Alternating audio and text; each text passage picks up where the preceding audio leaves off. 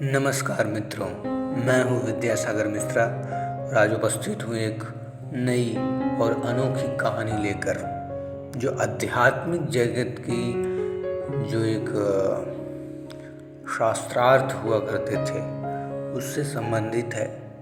इसमें बहुत कुछ सीखने को आपको मिलेगा। बने रहिए मेरे साथ और आइए सुनते हैं यह अद्भुत कहानी।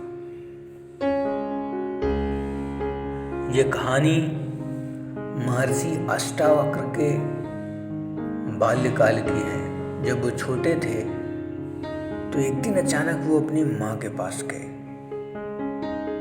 और उनसे पूछा, माँ, मेरा पिता कौन है? मेरे पिता कहाँ है? अब उन्होंने ऐसा क्यों पूछा? एक दिन वो ऋषि उद्दालक की गोद में बैठे हुए थे और खेल रहे थे। तो ऋषि उद्दालक का पुत्र श्वेतकेतु आया और उनका हाथ पकड़ के अपने पिता की गोद से उतार दिया। ऋषि उद्दालक की गोद से उतारते हुए बोला कि ये मेरे पिता हैं, तू जा अपने पिता की गोद में बैठ।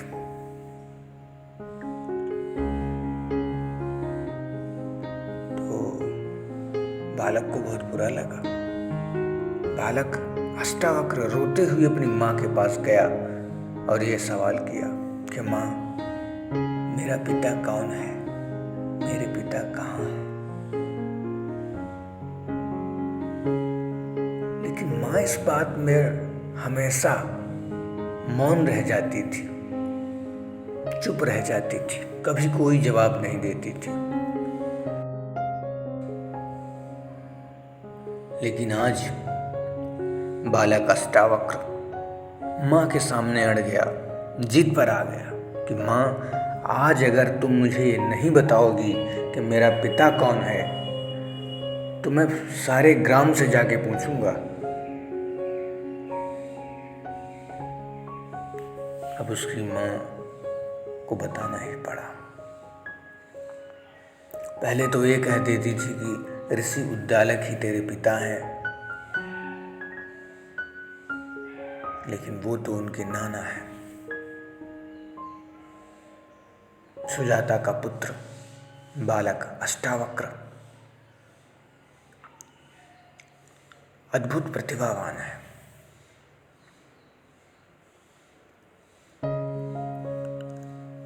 उन्होंने बताया कि पुत्र, तुम्हारे जो पिता थे वो आचार्य का होठ थे, विद्वान लेकिन निर्धन ब्राह्मण थे। निर्धनता की वजह से और धन पाने की इच्छा में वो राजा जनक के दरबार में एक बार गए। वहां पे अक्सर शास्त्रार्थ चलते थे और जहाँ मेन आचार्य थे वो आचार्य बंदी थे। लेकिन वहाँ पे एक प्रथा थी, या यूँ समझिए कि उनके ज्ञान का अभिमान था, जो भी कहिए। उन्होंने एक नियम बना रखा था कि इस शास्त्रार्थ में जो भी हारेगा उसे जल समाधि लेनी पड़ेगी। अब वो वहाँ पहुँच गए और उन्होंने यह शर्त भी मान ली। निर्धनता क्या नहीं करवाती। दोनों में शास्त्रार्थ हुआ, लेकिन आचार्य का होठ हार गए और उस प्रथा के अनुसार उन्हें फिर जल समाधि लेनी पड़ी। बड़ी हितोगत घटना थी। शायद इसीलिए माँ अपने पुत्र छोटे अष्टावक्र को नहीं बताती थी कि उसे आघात पहुंचेगा। और जब ये बात बालक अष्टावक्र ने सुनी तो उनकी भ्रुकुटी तन गई, आंखें पूरी लाल हो गई, क्रोध में भर आए और उन्हें कसम खाई कि जब तक मैं इस बंदी को इसी की खोदी हुई खाई में नहीं गिराऊंगा तब तक मैं चैन से नहीं बैठूंगा। और वो राजा जनक के दरबार में जाने के लिए अपने आचार्य और नाना ऋषि उद्दालक के पास पहुंचे और जाने की आज्ञा मांगी। लेकिन ऋषि उद्दालक ने उन्हें रोका कि देखो, तुम अभी छोटे हो, तुम्हारी आयु और शरीर जो है, क्योंकि उनका शरीर जैसे उनका नाम है अष्टावक्र, 8 जगह से टेढ़ा मेढ़ा था। ये भी उनके पैदा होने के पहले की एक कहानी है। तो उन्होंने रोका, लेकिन उन्होंने कहा कि मुझे जाना ही है और मुझे आपकी दी हुई शिक्षा पे पूरा भरोसा है, आप मुझे जाने की इजाज़त दीजिए। अगर मैं विजयी होता हूँ तो पिता की कीर्ति बढ़ाऊंगा, और अगर हार जाऊंगा तो पिता का ऋण उतार के आऊंगा, लेकिन मैं जाऊंगा। वो जिद पर अड़े थे, इसीलिए उनके आचार्य और नाना ऋषि उद्दालक ने उनका उत्साह बढ़ाया और उन्हें विजयी होने का आशीर्वाद भी दिया। उन्होंने कहा कि अपने मामा श्वेतकेतु को भी तुम साथ में लेके जाओ। दोनों जन चल दिए। वहां पे राजा जनक की नगरी में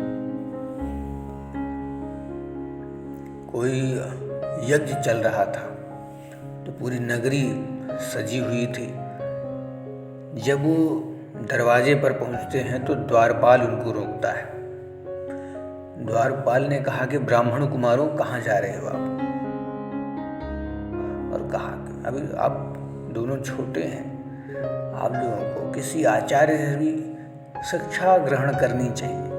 आप पहले सीखो, तब तो आचार्य बंदी को चुनौती दोगे।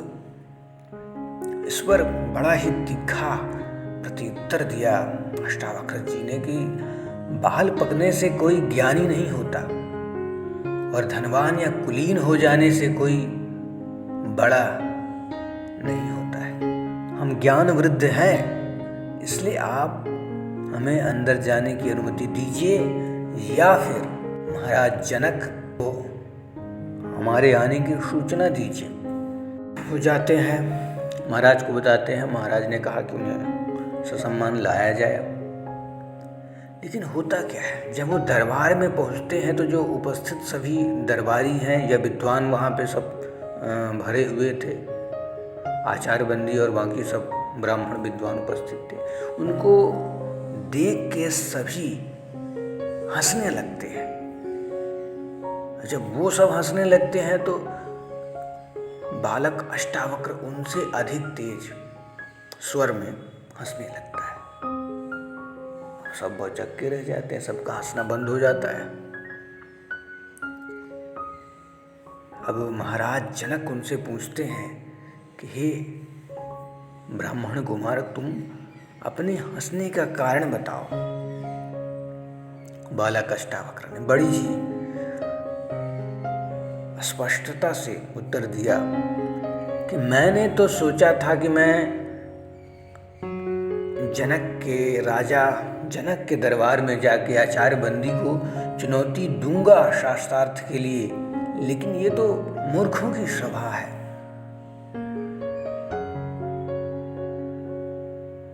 उन्होंने कहा कि मैंने अपने हंसने का तो कारण बता दिया, लेकिन आप लोग किस पर हंसे?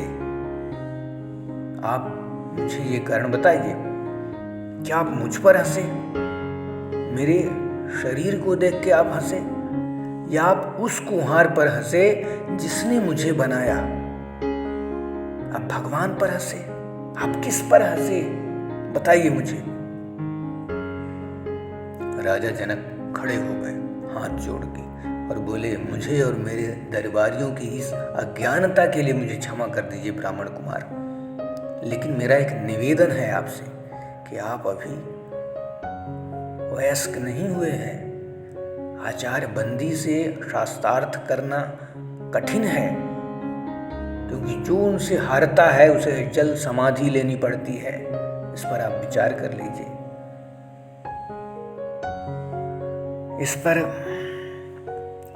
बालक अष्टावक्र का क्या उत्तर है कि मतलब क्या बताएं। उन्होंने कहा कि आचार बंदी से शास्त्रार्थ करने के लिए मेरे ऊपर गुरु कृपा ही पर्याप्त है, और फिर जो अमर है उसे मृत्यु का क्या भय। और महाराज, महान उद्देश्य के लिए प्राण देना मृत्यु नहीं होती। वाह, क्या अद्भुत जवाब था। आचार बंदी खड़े हो गए, बोले कि मैं तैयार हूं तुमसे शास्त्रार्थ के लिए। और शास्त्रार्थ शुरू होता है, शंखनाद होता है और वेद मंत्रों के साथ शास्त्रार्थ शुरू हो जाता है। ओम स्वस्ति न इंद्रो वृद्धश्रवाः स्वस्ति नः पूषा विश्ववेदाः स्वस्ति नक्षर्यो अरिष्टनेमि स्वस्ति न बृहस्पतिर्दधातु। शांति शांति शांति। अब पहला प्रश्न आचार्य बंदी ने किया। प्रश्न क्या है? प्रपंच क्या है? बालक अष्टावक्र ने उत्तर दिया, जो कुछ दिखाई देता है, जो कुछ भी, वह प्रपंच है। फिर बालक अष्टावक्र ने प्रश्न किया कि जो कुछ दिखाई देता है इसका तात्पर्य क्या है? आचार्य बंदी का उत्तर, जो दृष्टिगोचर होता है अर्थात मन और इंद्रियों का विषय है। फिर आचार्य बंदी का प्रश्न, जो दृष्टा है उसे कौन जानता है? स्वयं को कौन देखता है? बालक अष्टावक्र का उत्तर, उस स्वयं को देखने के लिए किसी की सहायता की आवश्यकता नहीं होती। जैसे सूर्य को प्रकाश के लिए दिए की जरूरत नहीं पड़ती, वह स्वयं प्रकाशमान है। अष्टावक्र ने प्रश्न किया, यह संसार कहाँ से आया, कहाँ से और कैसे आया? आचार्य बंदी का उत्तर, यह सृष्टि सिर्फ उससे और उससे आई। आचार्य बंदी का प्रश्न, वह कौन है?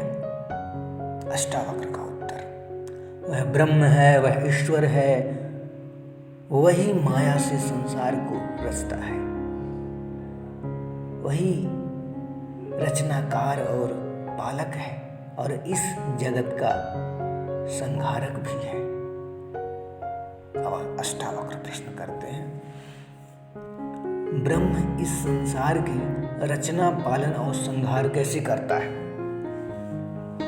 आचार्य बंदी का उत्तर, जिस प्रकार एक मकड़ी खुद जाल बुनती है और उसमें विचरण करती है और फिर उसे निगल जाती है, उसी प्रकार ईश्वर संसार की रचना, पालन और संहार करता है। अब आचार्य बंदी ने प्रश्न किया, जीव क्या है? बालक अष्टावक्र का उत्तर, जीव आत्मा है, वह निर्विकार स्वयं है, परंतु अविद्या के प्रभाव में आकर स्वयं को मन और शरीर समझता है, इसलिए संसार का अनुभव करता है। बालक अष्टावक्र प्रश्न करते हैं, अविद्या क्या है? आचार्य बंदी का उत्तर, अनात्मा को आत्मा समझना, निर्विकार को विकार युक्त समझना, इस संसार को ही सच समझना अविद्या है। आप आचार्य बंदी प्रश्न करते हैं, तो विद्या क्या है? बालक अष्टावक्र का उत्तर, आत्म का ज्ञान विद्या है, सा विद्या या विमुक्तये, वह जो हमें सारे अज्ञान, पीड़ाओं, भ्रमों और भ्रामक कल्पनाओं से मुक्ति दिलाए, वह विद्या है। वह जो हमें द्वैत के भाव से, हम दो हैं के अलगाव के भेद से मुक्ति दिलाए, वह विद्या है। विद्या दृष्टि देती है, जिससे मनुष्य अपने ब्रह्म रूप को पहचान सके। अब बालक अष्टावक्र का प्रश्न, ब्रह्म को जानने की प्रक्रिया क्या है? आचार्य वंदी ने उत्तर दिया, उसे जानने के दो मार्ग हैं। पहला मार्ग यह जानना कि ब्रह्म क्या नहीं है, जो ब्रह्म नहीं है उसका निषेध करना, सब नाम रूप गुण सदोष और परिवर्तनशील वस्तु का निषेध कर निर्विकार को जानना। और दूसरा मार्ग है सत्य जैसा है उसे वैसा ही पहचानना। वह अस्तित्व रूप है, उसके बिना संसार का अस्तित्व ही नहीं है। वह ब्रह्म ही था, वह ब्रह्म ही है, इसलिए मैं ब्रह्म हूँ, तुम ब्रह्म हो। यह सारा संसार ब्रह्म के अतिरिक्त और कुछ भी नहीं है। अब बालक अष्टावक्र ने फिर से प्रश्न किया, ब्रह्म को कैसे जाना जा सकता है? आचार्य वंदी का उत्तर, ब्रह्म को सही सामाजिक व्यवहार, आध्यात्मिक चिंतन, ध्यान पूर्वक सुनने, नित्य अनुभवों पर विचार करने तथा समाधि में जाकर जाना जा सकता है। अब आचार्य वंदी प्रश्न करते हैं, ब्रह्म ज्ञानी के लक्षण क्या है? तब बालक अष्टावक्र का उत्तर, यदि कोई दावा करता है कि वह ब्रह्म को जान लिया है तो वह ब्रह्म को नहीं जानता, क्योंकि ब्रह्म को जानने के साथ ही ब्रह्म को जानने का जो अहंकार है वह मिट जाता है। फिर आचार्य वंदी ने प्रश्न किया, क्या उसे तर्क से जाना जा सकता है? नहीं, पर तर्क सहायक हो सकता है। क्या उसे प्रार्थना और भक्ति से जाना जा सकता है? नहीं, प्रार्थना और भक्ति सहायक हो सकते हैं। क्या उसे योग और मनन से जाना जा सकता है?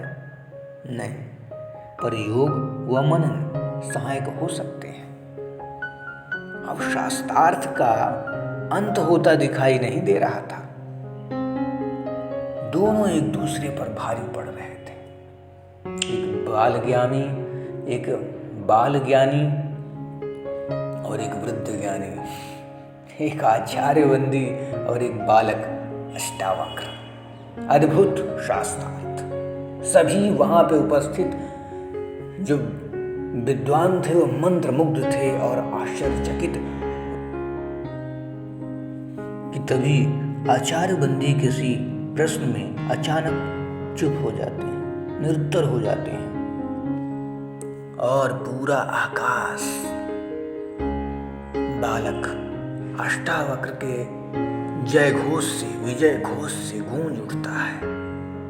अष्टावक्र की जय, अष्टावक्र की जय, अष्टावक्र की जय। वाह।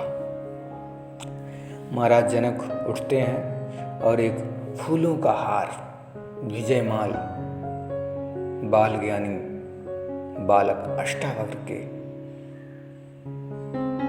को पहनाते हैं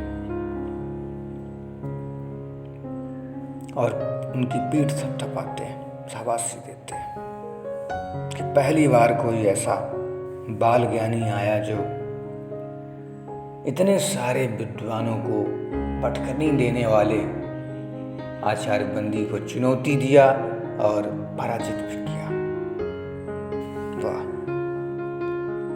तो आचार्य वंदी खड़े होते हैं और कहते हैं कि हे बाल ज्ञानी, मैं अपनी पराजय स्वीकार करता हूं और मैं जल समाधि लेने के लिए तैयार हूं। तभी उनको रोकते हुए अष्टावक्र बोलते हैं कि आचार्य, मैं आपको जल समाधि देने नहीं आया हूं।